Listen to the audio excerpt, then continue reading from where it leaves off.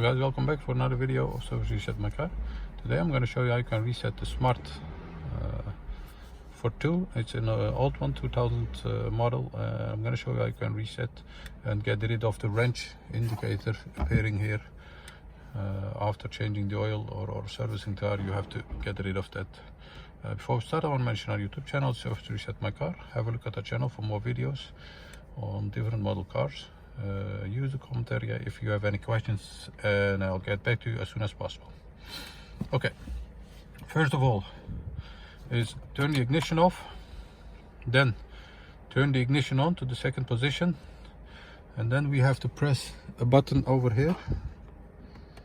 Yes, search for that button, and after turning the ignition to the second position, within 4 seconds you have to press this button twice and keep pressing that.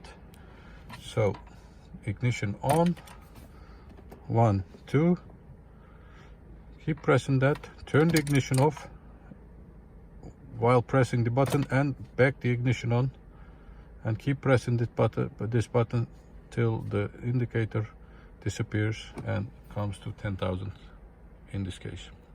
Once again, ignition turned off,